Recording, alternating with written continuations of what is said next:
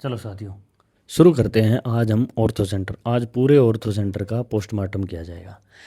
यदि आपको ortho centre में थोड़े बहुत भी डाउट हैं तो कुछ भी नहीं बचेगा, आज मैं बता रहा हूँ।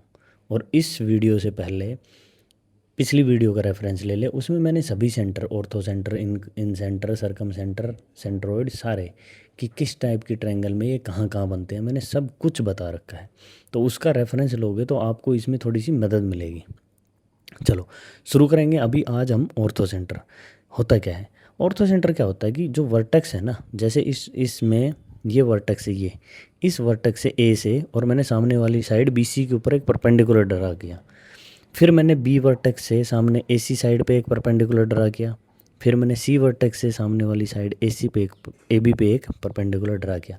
जहाँ ये तीनों परपेंडिकुलर मीन्स इनको एल्टीट्यूड बोला जाता है, जहाँ ये तीनों एल्टीट्यूड जाके ज्वाइन करते हैं उस पॉइंट को बोलते हैं ऑर्थो सेंटर।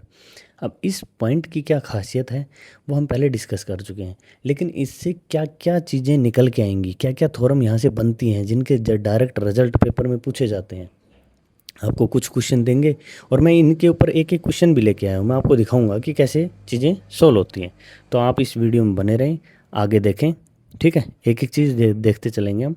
चलो पहला शुरू करते हैं हम। सबसे पहला जो हमारा है वो कहता है कि ऑर्थो सेंटर है ए डी, ये ओ ऑर्थो सेंटर है ट्रायंगल ए बी सी का। तो वो कहता है कि इनमें से, ये क्वेश्चन है डायरेक्ट क्वेश्चन के बेस पे लाया हूँ मैं, तो इनमें से कौन सी स्टेटमेंट सही होगी।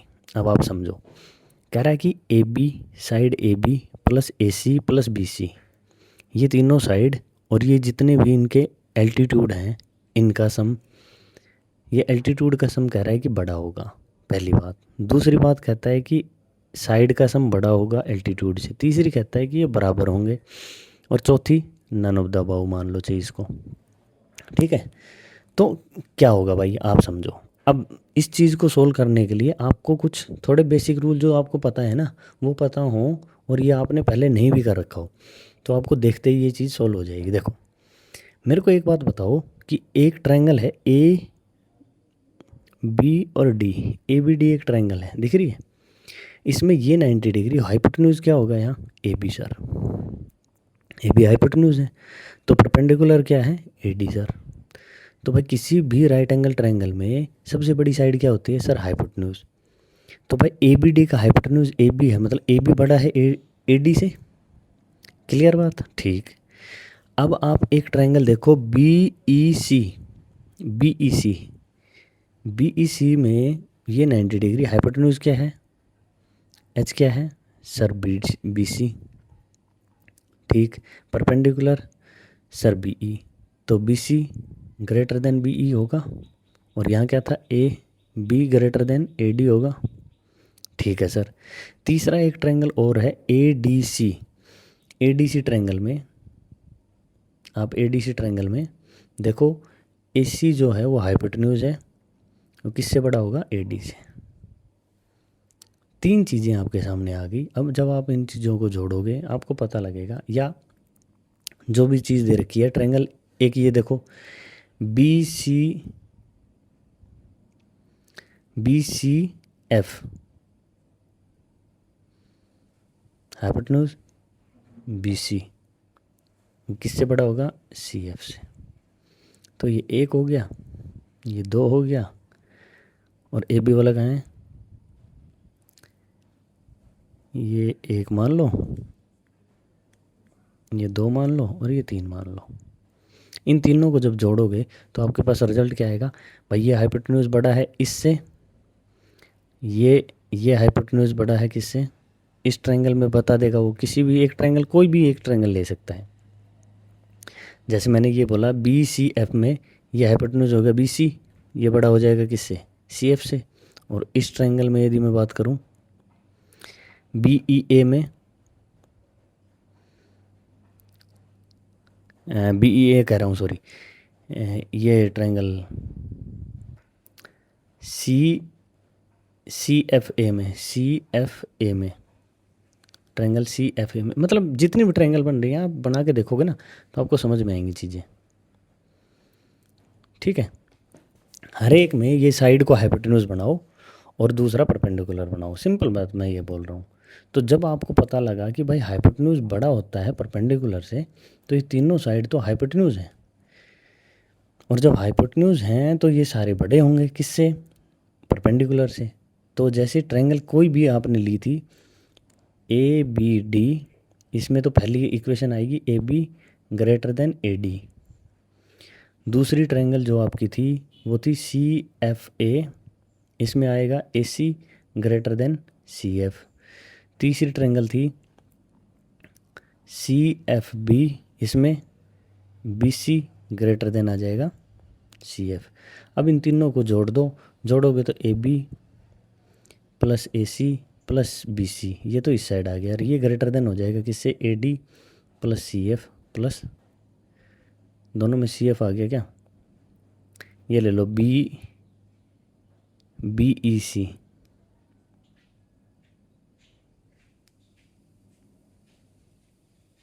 सी ई बी बी बी ई।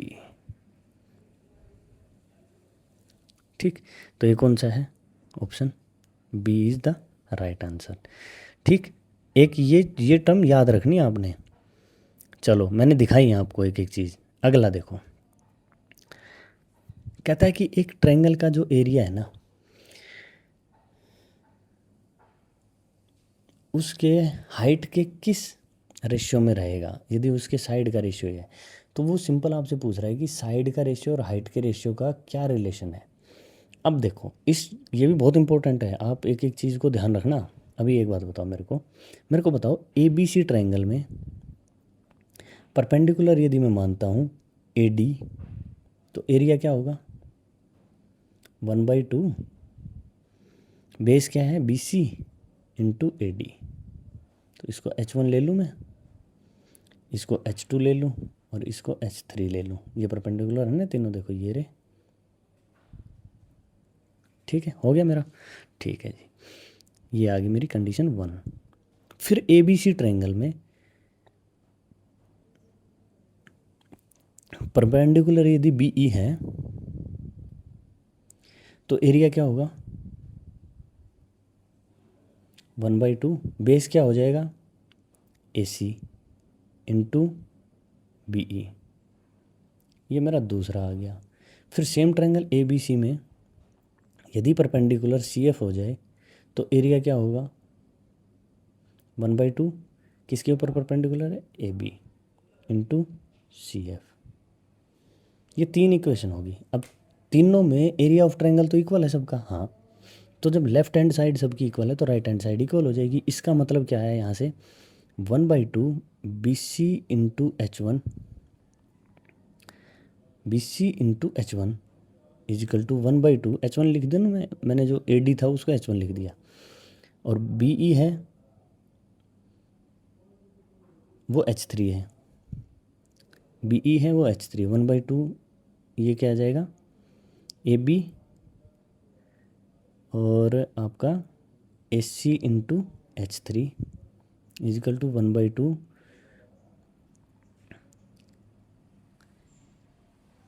ए बी इंटू H2। तीनों इक्वल हो गए। ठीक है जी, 1/2 सबसे कैंसिल आउट हो जाएगा। सिंपल क्या बचा? ये बच गए। ठीक, क्योंकि 1/2 तीनों में है। अब मैं इसको x के इक्वल मान लेता हूँ। मान लिया मैंने सारा इक्वल टू x है, तो भाई यहाँ से बी सी क्या आएगा? भाई x/H1। ठीक, ए सी क्या आ जाएगा? भाई x/H3। ठीक, और ए बी क्या आ जाएगा? x/H2। ठीक है, ये 3 चीज़ आ गई आपके पास। अब मेरे को बताओ, यदि मैं कहूँ A B ratio B C ratio, इसका रेशियो निकालना है, तो ए बी क्या है? ए बी क्या है? x/H2। बी सी क्या है? x/H1 x/H3। देखो सब में ऊपर h है, कट गया, रेशियो आ गया 1/H1 1/H2 1/H3। मतलब जो साइड का रेशियो होता है वो आता है 1 बाई इनके जो कोरस्पॉन्डिंग इनके एल्टीट्यूड है उनके रेशियो के इक्वल आता है। इस चीज़ में किसी को कोई डाउट नहीं होना चाहिए। देखो कितनी इंटरेस्टिंग चीज़ है ये, ठीक है। तो आपका रिजल्ट आएगा क्या, ये। इस रिजल्ट को डायरेक्ट याद रखना है क्योंकि इसी पे क्वेश्चन आ जाते हैं। इससे आगे चलूँ मैं तो मैं एक चीज़ और देखता हूँ। ये मैंने कल करवा भी दिया है और मैं दोबारा भी करवा देता हूँ। वो सिंपल ये बोलता है कि ये जो एंगल है ना और इसका सम क्या होगा, वो आपसे बस ये पूछ रहा है कि इस एंगल का और इस एंगल का सम कितना होगा। तो कल ये हमने कर लिया था वैसे, इसमें ये मैंने कल भी करवा चुका हूँ कि angle B O C plus angle A equal to 180, इन दोनों का सम 180 होता है। तो बी ओ सी क्या आ जाएगा, ए ओ सी पूछ रहा है, ए ओ सी देखो ए ओ सी, इसका नहीं पूछ रहा वो।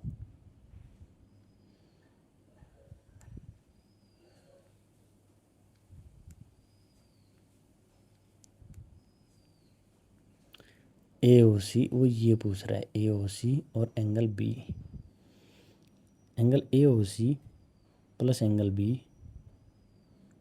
ये 180 डिग्री होता है। एक मिनट रुको ना, इसने उल्टा लिख रखा है, डायग्राम नहीं बना रखा है। आप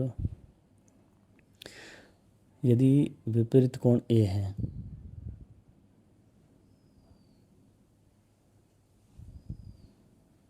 बी ओ सी आएगा, ठीक। बी ओ सी है, ये वही एंगल है जो मैंने पहले बनाया था, एक गलती से ए ओ सी लिखा गया, इसको बी ओ सी कर लेना।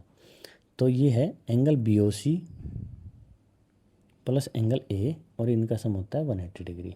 तो एंगल बी ओ सी जो होगा वो क्या होगा, 180 माइनस एंगल ए, ठीक। इतना ही है, चलो आगे चलो।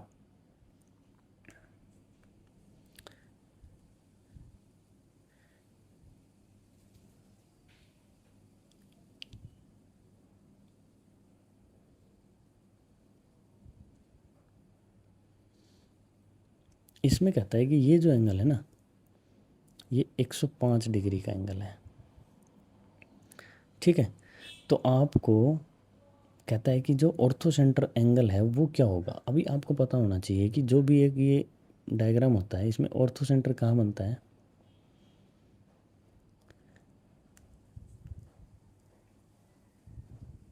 ये थोड़ा सा क्या है ना, चलो मैं बना देता हूँ। ऑर्थो सेंटर इस एंगल का कहाँ बनेगा, हमेशा ट्रायंगल के बाहर बनेगा। ट्रायंगल के बाहर कहाँ बनेगा, देखो ये मैंने सामने वाली साइड पे परपेंडिकुलर अंदर तो डलेगा नहीं, क्यों, अंदर यदि ये 90 हो गया, ये बाहर वाला 90 हो गया और ये 105 है, तो ये तो पॉसिबल नहीं है एक ट्रायंगल का एक्सटीरियर एंगल। तो ये अंदर नहीं, बाहर नहीं डलता, सॉरी अंदर नहीं होता, ये आता है यहाँ कहीं, इस लाइन के ऊपर डलता है। इस लाइन के जब आगे एक्सटेंड करोगे तो यहाँ कहीं परपेंडिकुलर डलेगा, ठीक। फिर यहाँ से यदि मैं डालूँगा तो ये इसको एक्सटेंड करोगे आप, यहाँ पे कहीं आएगा ये, यहाँ 90 डिग्री बनता है, ठीक। इससे सामने वाली पे चला जाएगा बिल्कुल, ये 90 डिग्री आ जाएगा। तो इनको एक्सटेंड करो, इनको एक्सटेंड करो और यहाँ इसको मिलाओ, ये वो पॉइंट हो गया। तो एंगल देखो, जो ये क्यू एंगल बना है ना 105 का, इसका और इसका सम 180 मान लो, इसको मैंने ए बोल दिया।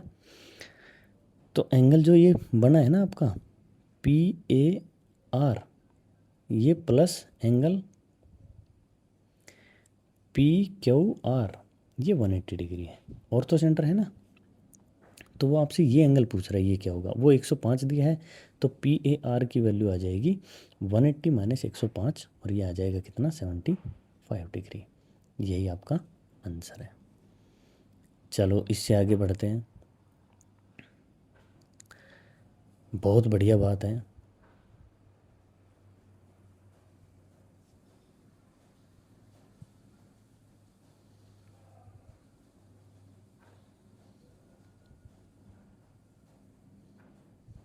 चलिए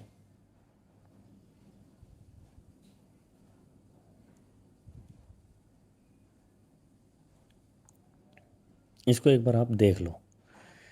देखो ये जो ट्रायंगल दी हुई है ना, वो आपको जो बोल रहा है आप समझो। मैं इसको एक बार इसको क्लियर कर देता हूँ आपका।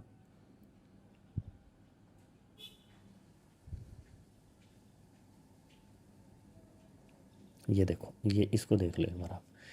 कहता है कि ट्रायंगल ए बी सी जो है वो एक ट्रायंगल है और ओ ऑर्थोसेंटर है। तो ए ओ इंटू ओ डी, ए ओ इंटू ओ डी, ये इंटू ये इज इक्वल टू होगा बी ओ इंटू ओ ई।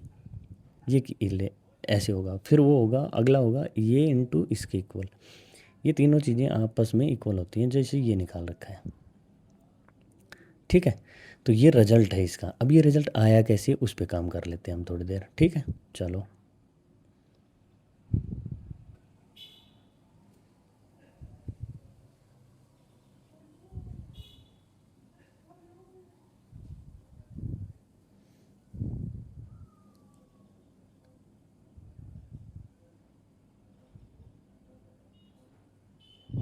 ये थोड़े से उल्टे सुलटे हो गए यार। अब समझो।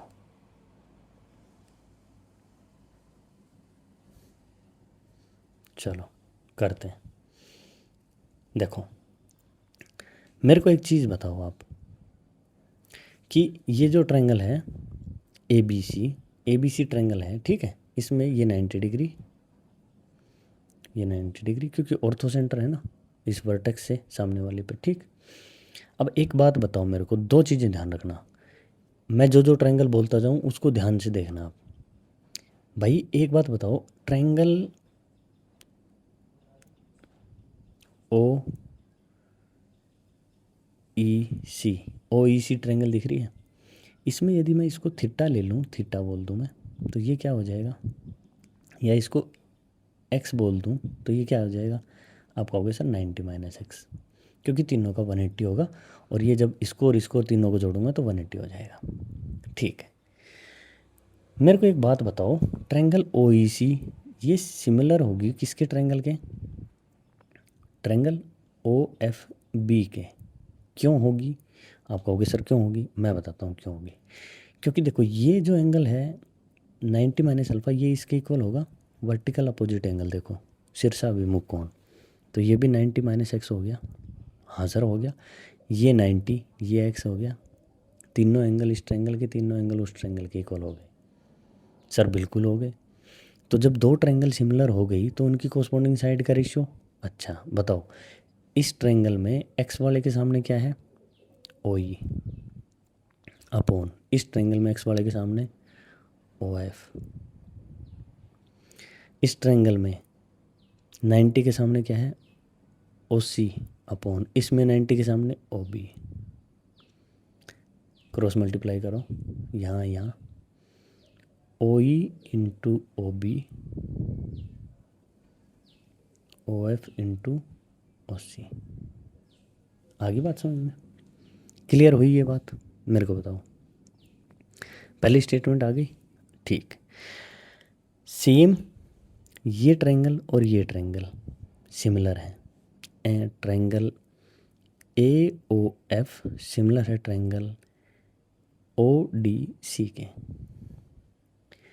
ये मैंने कह दिया कि मान लिया y है, तो ये 90 माइनस वाई हो गया। एक मिनट कलर चेंज कर लेता हूँ मैं। ये मैंने y मान लिया, तो ये क्या आ गया सर, ये 90 माइनस वाई। ये 90 माइनस वाई, ये क्या आएगा सर, ये भी 90 माइनस वाई। ये 90 माइनस वाई, ये क्या आएगा सर, y। तो सिमिलर होगी ट्रायंगल। ठीक है सर, वही पैटर्न लगाओ। y के सामने क्या है, y के सामने जो है वो लिखो सर ओ एफ अपॉन, इसमें y के सामने क्या है, ओ डी। 90 के सामने क्या है, ए ओ अपॉन, इसमें 90 के सामने क्या है, ओ सी। क्रॉस मल्टीप्लाई करो, O F into O C equal to A O into O D. 2 हो गया। तीसरी, ये ट्रायंगल और ये ट्रायंगल भी सिमिलर है। यदि इसको मैं जेड मान लूँ तो ये आप बोलोगे सर 90 माइनस जेड है। कलर चेंज करने दो मेरे को। यदि इसको मैंने जेड मानना, तो आप बोलोगे सर ये 90 माइनस जेड है, और ये भी 90 माइनस जेड है, और ये जेड आ गया। हो गया? हाँ ठीक है सर। तो करो वही चीज़। जेड के सामने क्या है सर? ओ ई अपॉन यहाँ जेड के सामने क्या है? O D. यहाँ पे 90 के सामने क्या है सर? ओ ए। नीचे वाली में 90 के सामने क्या है सर? O B. करो cross. O E into O B equal to O A into O D. देखो ओ ई ओ ए ओ डी वाला कोई है? 2 और 3 को कंपेयर करो। ओ ए ओ डी ये दोनों इक्वल हैं? हाँ ठीक है सर। तो ये ओ ए, इसको यदि मैं यहाँ ये पुट कर दूँ तो ओ एफ ओ सी इक्वल आ जाएंगे ओ ई। ठीक है, तो इन तीनों को जब हम देखते हैं तो क्या निकल के आता है हमारा? O E into O B, and result जो आपका आएगा वो आएगा O E into O B equal to O A into O D equal to O F into O C. ये 3 रिजल्ट याद रहेंगे। मतलब कुछ नहीं करना, इस ट्रायंगल की ये साइड इसके सामने वाली ये into this equal to this into this equal to this into this, ये सारी आपस में इक्वल होती हैं और ये रिजल्ट आपको डायरेक्ट याद होने चाहिए। जब ये रिजल्ट याद होगा तो फिर हम आते हैं कि सर ये क्यों याद करवा रहे हो। देखो सवाल, पेपर में ये सवाल आते हैं। कहता है ट्रायंगल ए बी सी में ओ जो है वो क्या है? ऑर्थो सेंटर है। ए डी की लेंथ दे दी, ए डी ये एल्टीट्यूड दे दी, A D B E C F. वो कहता है ए ओ की लेंथ है 10, ओ डी 4 है, बी ओ 8 है, तो ओ ई की लेंथ बताओ क्या होगा? Direct result A O into O D equal to B O into O E. A O क्या है? 10 इंटू 4 बराबर है 8 इंटू एक्स। 4 से काटा 4 दूनी 8, 2 से काटा 5, एक्स की वैल्यू कितनी आएगी? 5। और यही हमारा आंसर है। देखो कितना आसान होता है। चीज़ें पढ़ने के बाद चीज़ों को समझना और उनको अप्लाई करना, ये सबसे इम्पोर्टेंट चीज़ है। आ जाओ अगला सवाल। सेम कहता है कि ट्रायंगल ओ क्या है? ऑर्थो सेंटर है। ऑर्थो सेंटर का मतलब समझ गए? 3 पर एल्टीट्यूड डले होंगे, ए डी बी ई और सी एफ। कह रहा है कि ए ओ 9 है, ओ डी 3 है, ओ सी 6 है, तो ओ एफ क्या होगा? वही बात, A O into O D equal to O C into O F. क्या है? 9 इंटू 3 बराबर है 6 इंटू एक्स। 3 से काटा 3 दूनी 6, X equal to 9/2 equal to 4.5। ठीक, आ गई बात समझ में? ये था आज हमारा ऑर्थो सेंटर का पोस्टमार्टम। यदि वीडियो अच्छी लगी हो तो इसको लाइक करना, अपने दोस्तों के साथ शेयर करना, और चैनल यदि अभी तक सब्सक्राइब नहीं किया है तो उसको सब्सक्राइब ज़रूर कर लें, क्योंकि मेरे पास यहाँ डेली एक वीडियो आती है और मैं अपना फेस रिवील नहीं करता। इसके पीछे भी कोई रीज़न है, वो मैं आपको बता नहीं सकता। ठीक है, थैंक यू सो मच, मिलते हैं कल।